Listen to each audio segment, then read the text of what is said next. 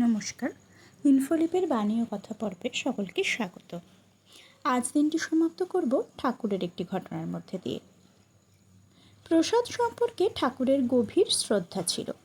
নিজের বিছানার পাশে একটা বটুয়াতে জগন্নাথ দেবের মহাপ্রসাদ রাখতেন।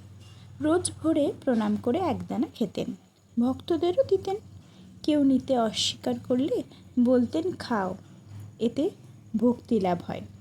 স্বামী বিবেকানন্দের প্রসাদের প্রতি তত ভক্তি ছিল না। তিনি প্রথমে নিতে অস্বীকার করেন। তখন ঠাকুর তাকে বোঝান, তুই দ্রব্যগুণ মানিস তো? ত্রিফলা খেলে পেট ছাড়ে, আর আফিং খেলে পেট আটে। তেমনি এই মহাপ্রসাদ, এই খেলে ভগবানে বিশ্বাস ভক্তি বাড়ে।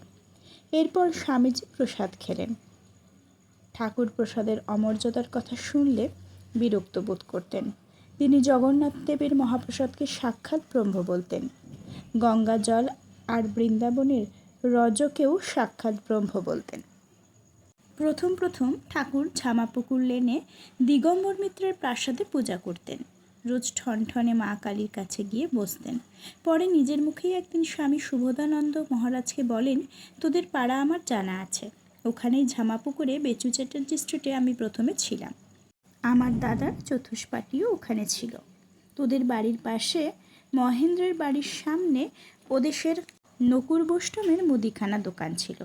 ওখানে গিয়ে বসতাম, গান গাইতাম। অনেক সময় স্থানীয় লোকেরাও বলতেন, ও বামুন ঠাকুর, শোনো শোনো, একটা গান শুনিয়ে যাও। ঠাকুর যখন গান গাইতেন তখন মগ্ন হয়ে যেতেন। পূজা করে যখন ফিরতেন, চাল, কলা, ফল যা কিছু পেতেন তা গামছায় বাঁধা থাকতো। উপস্থিত কিছু লোক ঠাকুরের তন্ময়তার সুযোগ নিয়ে চাল, কলা, ফল ইত্যাদি খেয়ে নিত বা সরিয়ে ফেলত। গানের শেষে ঠাকুর হাসতে হাসতে গামছা ঝেড়ে চলে যেতেন। ঈশ্বর উপাসনায় যেমন আন্তরিক, চাল কলার ব্যাপারে তেমনই উদাসীন ছিলেন ঠাকুর। ঠাকুরের এই সুন্দর ঘটনার মাধ্যমে আজ দিনটি সমাপ্ত করলাম।